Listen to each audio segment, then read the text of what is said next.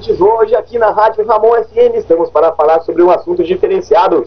O assunto de hoje é filosofia. E para falar de filosofia, nada melhor do que falar sobre a obra A Apologia de Sócrates. Para isso, trouxemos aqui em nosso programa 4 especialistas nesta obra. O primeiro deles que vai falar conosco é o Lima. Bom dia, Lima. Bom dia, Zé. É um prazer tê-lo aqui nessa rádio. Vamos lá então, Lima. O Lima, ele é especialista na vida de Platão, o autor da obra. Poderia falar um pouco então sobre a vida dele? Então, Platão ele foi um importante filósofo grego que nasceu em Atenas, provavelmente em 427 a.C. e morreu em 347 a.C. É considerado um dos principais pensadores gregos, pois influenciou profundamente a filosofia ocidental. Suas ideias baseiam-se na diferenciação do mundo entre as coisas sensíveis, ou seja, o mundo das ideias e a inteligência, e as coisas visíveis, os seres vivos e a matéria. Muito interessante, Leon. Poderia falar então um pouco sobre uma coisa que me deixou curioso, as ideias de Platão para a educação. Então, Platão ele valorizava os métodos de debate e a conversação como formas de alcançar o conhecimento. De acordo com Platão, os alunos deveriam descobrir as coisas superando os problemas impostos pela vida. A educação deveria funcionar como forma de desenvolver o homem moral. A educação deveria dedicar esforços para o desenvolvimento intelectual e físico dos alunos.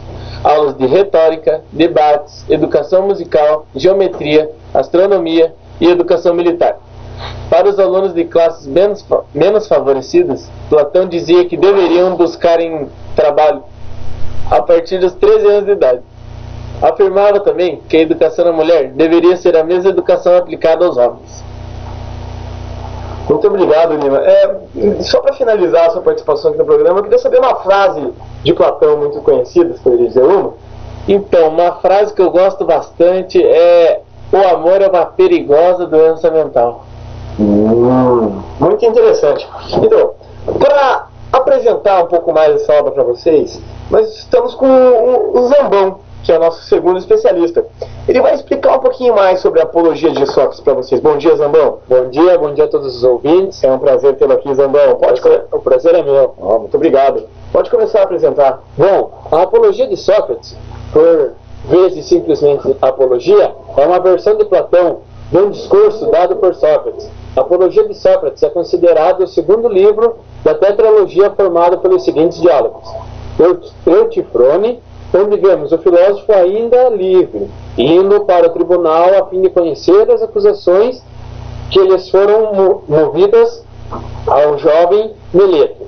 A Apologia, com a descrição do processo, o Criton, com a visita de seu amigo mais querido ao cárcere, e o Fédon, com os últimos instantes da vida e o discurso sobre a imortalidade da alma. Muito obrigado, Zambão. Eu que agradeço.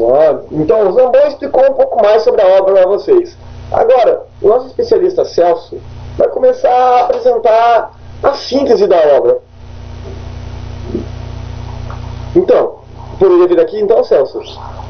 Com certeza é um prazer estar aqui. Então, Celso, pode começar a apresentar a obra pra gente? Pode deixar. O Sócrates começa a sua defesa advertindo que dirá unicamente a verdade, ao mesmo tempo afirmando que seus acusadores nada disseram de verdadeiro, embora tenham sido tão convincentes que quase fizeram o próprio Sócrates crer que era culpado.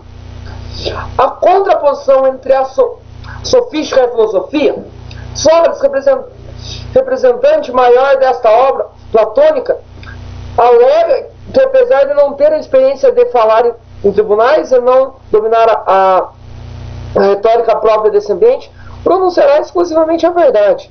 Sua preocupação como filósofos, seus denunciadores, ao contrário, não teriam compromisso com ela, mas apenas com a persuasão com o uso da retórica para a obtenção de seus interesses.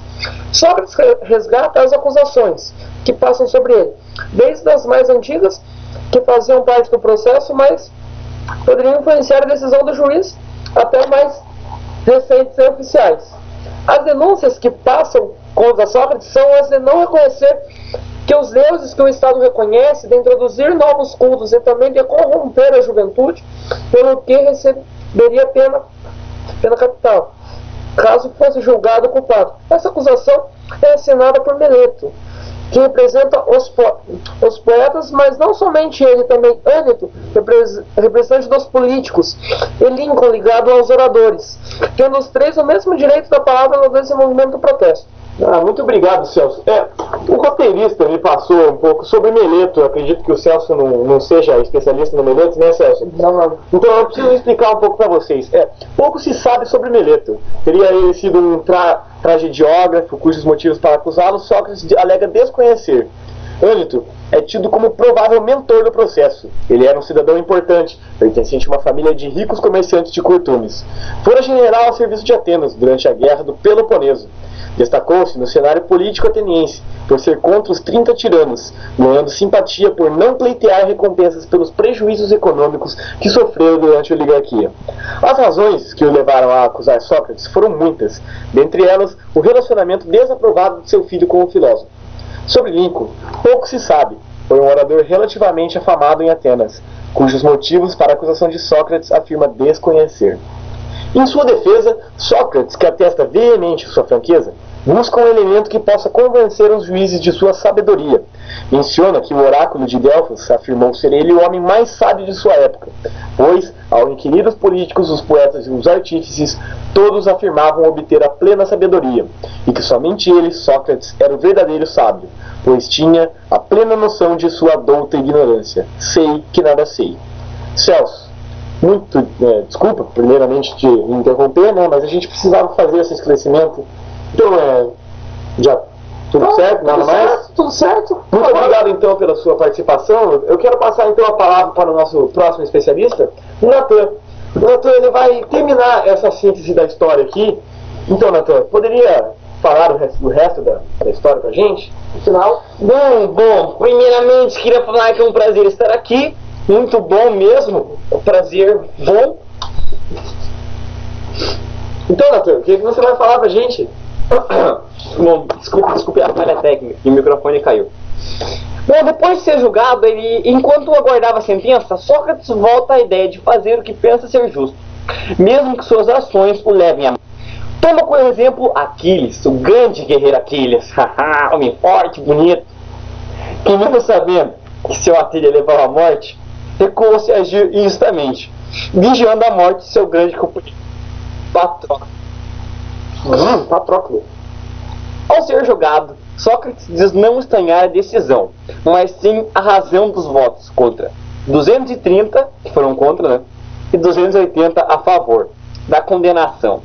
Pois se apenas 30 juízes da acusação tivessem votado contra ele. Natan, só um pouquinho, deixa eu te interromper rapidinho. Isso que o Natan falou dos 280 votos a favor e 230 votos contra, poderíamos ver muito explicitamente num vídeo que eu assisti numa aula de um grande professor de filosofia, Ademir Pinhel Mendes. Opa, mas eu acho que é uma coincidência, até eu tive aula com ele. Você já viu esse vídeo também, Natan? Eu já vi, um ótimo vídeo. Foi a partir deste grande professor que nós retiramos esse nosso roteiro. Pode continuar, Natan. Bom, afirma que ele deveria fazer parte dos célebres que se concentravam no Pritaneu e lamenta as leis de Atenas, que lhe concedem pouco tempo para sua defesa. Em comparação a outras cidades, que a lei impede que uma pena de morte possa ser ditada em apenas um dia, e que por isso seria impossível se desfazer de tantas acusações em tão pouco tempo. Sócrates declara ter sido condenado pela falta de pudor, mas não pela falta de argumentos, e afirma que não se arrepende da sua defesa, pois os que condenam serão condenados mais tarde. E aqueles que votaram favoravelmente diz serem justos como os juízes, e pronunciam um discurso elogioso sobre a morte, destacando o desconhecimento que o homem tem de sua real natureza, e elencando as duas hipóteses, a da morte